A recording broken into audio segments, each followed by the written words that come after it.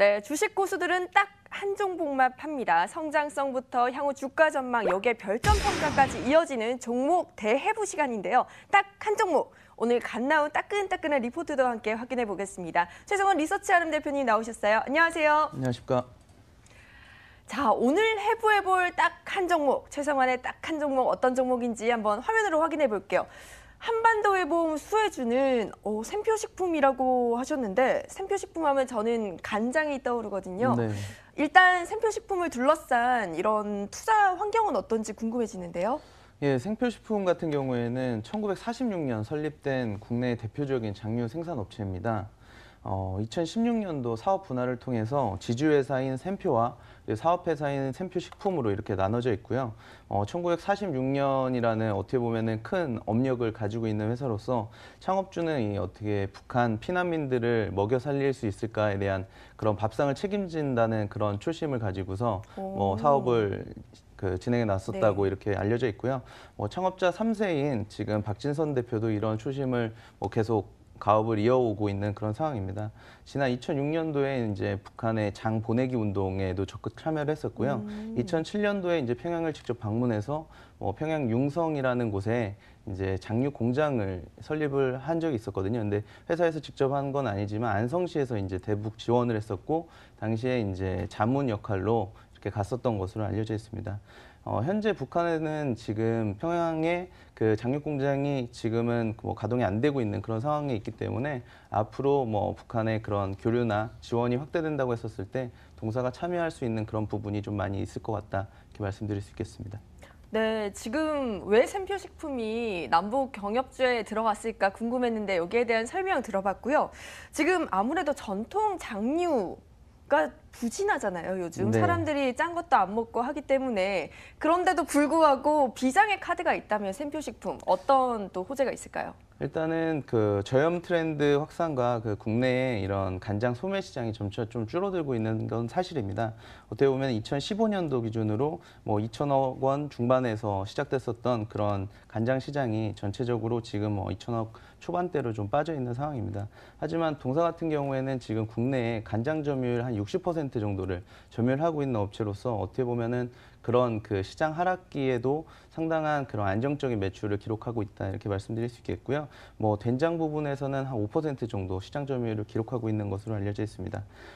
지금 이런 장류 시장이 좀 침체가 됨에도 불구하고 동사 같은 경우에는 장류 외 부분에서 이제 매출을 좀 많이 이룩하고 있거든요. 네. 이뤄가고 있는데 이런 부분들이 이제 간편 요리 양념이라고 해서 최근에 이제 가정 간편식이 좀 많이 뜨고 있지 않습니까? 네. 그래서 찌개 양념을 순두부만 넣고 찌개 양념만 이제 풀어가지고 간편하게 만드는 그런 간편 요리 양념이라든지 아니면 요리 에센스 연두라든지 파스타 소스 폰타나 같은 이런 그 장류 외 부분에서 상당한 드라이브를 좀 걸고 있고요.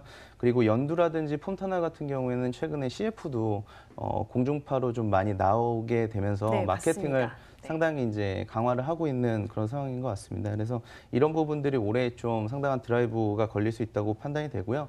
특히 연두 같은 경우에는 올해 이제 미국 시장에서 정식 런칭을 준비를 하고 있는 그런 어떤 그 마케팅을 상당히 강화하고 있는 상품이라 보실 수 있겠고 2013년도서부터 매년 이제 한 40%가량씩 성장을 하고 있다가 지난 한 2, 3년간 좀 정체되어 있는 상황이었습니다. 네. 이런 부분들이 해외 매출이 본격화되게 되면서 지금 한 180억 정도의 매출을 기록하고 있는 단일 상품으로는 그래도 상당 부분 많은 부분 차지하고 있거든요. 이런 부분들이 한 200억 원 정도 이상까지 좀 외형이 확대될 수 있는 효과를 나타낼 것으로 보고 있기 때문에 올해서부터는 이런 부분들이 좀 투자 모멘텀으로 작용할 것으로 보여지고 있습니다. 네, 지금 장류 외 부문에서의 성장 그리고 미국 시장에서의 매출 확대까지 기대된다라고 설명을 해주셨는데요.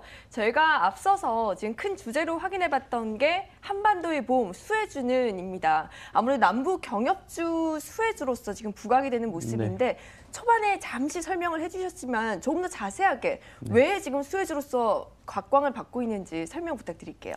일단 뭐 남과 북이라는 뭐 우리나라 민족이 어떻게 보면은 한식이라는 그런 문화권 안에서 형성이 되어 있기 때문에 뭐 한식의 소스의 기본은 어떻게 보면 간장, 고추장, 된장 이런 전통 장류지 않습니까? 네. 이러다 보니까 국내 시장은 조금씩 하향하고 있지만 지금 2,500만이라는 북한 시장을 어떻게 보면 새로운 소비 시장으로 이제 만들 수 있는 그런 부분들이 있기 네. 때문에 국내에 그 간장 시장 점유율 1위 업체인 동사 같은 경우에 상당한 수혜로 적용할 수 있겠다 이렇게 말씀드릴 수 있겠고요. 뭐 남북 교류가 이렇게 확대가 된다고 했었을 때 뭐 식음료 쪽에 대한 그런 관심들도 많이 있을 것으로 판단이 되는데 뭐 얼마 전에 이제 뉴스 같은 경우에는 뭐 개성공단에서 초코파이가 좀 많이 팔렸다라는 얘기들도 하면서 오리온에 대한 주가들도 좀 네. 다시 한번 반응이 있었고요. 그리고 뭐 믹스커피 같은 이야기들이 나오면서 뭐 동서식품 같은 경우가 많이 뭐 괜찮아지기도 했었는데 동사 같은 경우에는 뭐 식생활에 가장 중요한 네. 이런 부분을 참여를 하고 있고 그리고 지금 그 중국과의 그런 중국과 북한과의 이런 교역 관계들을 보면 뭐 과일이라든지 이런 식용유, 뭐 이런 네. 장류 쪽에 수입 비중이 북한 쪽에 상당히 높은 것으로 알려져 있거든요. 그래서 이런 부분들을 감안했었을 때 동사에 대한 어떤 그런 재평가가 좀 임박한 시점이 아닌가 이렇게 판단하고 있습니다. 네, 북한을 새로운 시작으로 개척할 수 있다라는 것 같은데요. 저희가 또 실적을 빼놓을 수가 없습니다. 지난 1분기 실적을 확인해 봤더니 다소 부진하더라고요. 영업이익이 전년비 46%나 줄었어요. 네, 맞습니다. 네, 전반적인 그럼 실적 추이는 어떻고 네. 앞으로의 전망에 대해서는 어떻게 보시나요? 일단 1분기 같은 경우에는 매출액 664억 원에 영업이익은 32억 원을 기록을 했습니다. 지난해 1분기 같은 경우에는 60억 원가량의 영업이익을 기록했는데 한 28억 원 정도의 차이를 보이는 것을 알 수 있습니다. 근데 이런 부분들이 앞서서 말씀드린 바와 같이 연두라든지 폰타나 같이 이런 장류 외적의 부분에 이제 마케팅을 강화하다 보니까 CF 같은 데 비용을 좀 많이 썼거든요. 네. 그래서 이런 부분들이 전년 1분기에 2억 원 정도 사용을 한 반면에 올해는 35억 원 정도 사용이 됐었거든요. 그래서 한 33억 원 정도가 추가적으로 집행이 됐다. 그래서 이런 부분들을 지난해 영업이익하고 비교를 해보면 뭐 오히려 이제 수익성 부분은 개선이 됐지만 네. 이런 부분에서 이제 좀 그 비용이 일시적으로 좀 많이 나갔고 네. 이러한 현상들은 지금 5월 달이 지난 지금까지 좀 이어지고 있는 것으로 알려져 있거든요. 네. 그래서 2분기까지 수익성은 그렇게 개선되기는 어려울 것 같습니다. 네. 그렇지만 외형 성장이 지금 차근차근 진행이 되고 있는 상황이고 앞서 말씀드렸었던 것 같이 뭐 첫 번째로는 이제 북한 관련된 그런 모멘텀이 있다는 점 그리고 이 장류 사업들이 장류 외 사업 부분에서 상당히 이제 이런 그 하향세를 막아줄 만한 그런 뭐 커버가 되고 있다라는 점 그리고 세 번째로는 회사가 지금 그 우리 발효 연구 중심이라고 해서 간장이나 이제 된장 같은 경우에 발효 음식이지 않습니까? 네. 그래서 이런 부분들을 계속적으로 이제 연구를 하고 있거든요. 그래서 연두라든지 뭐 질러 같은 그런 육포들도 어떻게 보면은 발효 기술을 근간으로 한 그런 제품들이라고 보시면 됩니다. 그래서 이런 부분들이 지금 뭐 빌 게이츠라든지 뭐 중국의 대부호라고 할 수 있는 리커창 같은 경우에 인공고기를 개발을 많이 하려고 하고 있어요. 네. 근데 이런 부분들이 지금 뭐 그 임파서블 푸즈라는 업체에 투자를 많이 하고 있는데 네. 어떻게 보면 인류의 그런 식량 문제를 해결하기 위해서 인공고기를 만든다고 많이 알려져 네. 있습니다. 근데 동사 같은 경우에는 뭐 풀무원이라든지 국내 뭐 경쟁사들 대비해서 R&D 비용을 상당히 많이 쓰고 있거든요. 그래서 네. 이런 부분들이 발효 기술을 좀 발전시켜서 나중에는 뭐 바이오 업체로 도약할 수 있다는 그런 비전까지 제시를 하고 있거든요. 그래서 이런 부분들을 모멘텀으로 보시면 뭐 지금 주가 수준이 뭐 좀 저평가되어 있다라고 말씀드릴 수 있겠습니다. 네, 마케팅 강화로 인한 불가피한 수익성 악화일 뿐 지금 대내외적인 이런 성장성을 보았을 때 실적 개선세도 나타날 것이다라고 보고 계신 것 같습니다.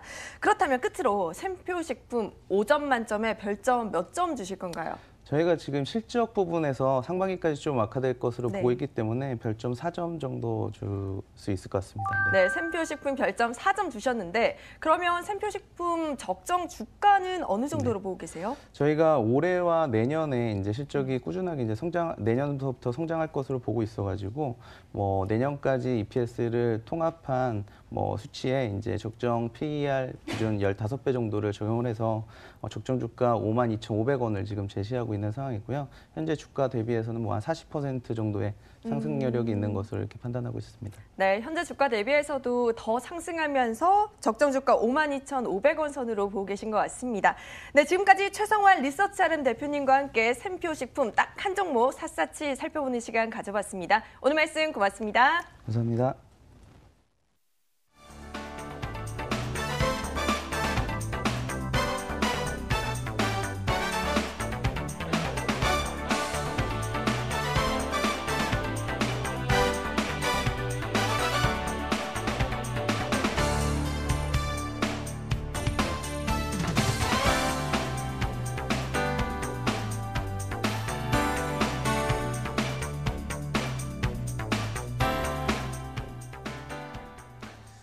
자, 이제 탐나는 주식 2PM도 마칠 시간이 거의 다 됐습니다. 마무리 짓기에 앞서서 시장 상황 잠깐만 짚어보면요.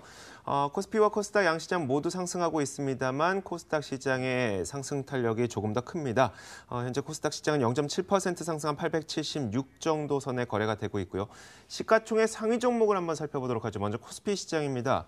자, 오늘 코스피 시장에서 시총 상위 가운데 삼성전자와 SK 하이닉스가 오늘 크게 올라가는 모습이고요. 아무래도 오늘 시장에서는 IT와 관련된 종목들이 그래도 조금은 부각을 받고 있는 것 같습니다. 다만 이런 가운데서도 셀트리온의 주가, 그러니까 오늘 바이오의 주가 상승은 아주 크게 눈에 띄고 있지는 않은 모습입니다. 코스닥 시장도 한번 살펴보도록 하죠. 자, 오늘 코스닥 시총 말씀드렸던 것처럼 셀트리온 헬스케어가 별로 좋지 못합니다.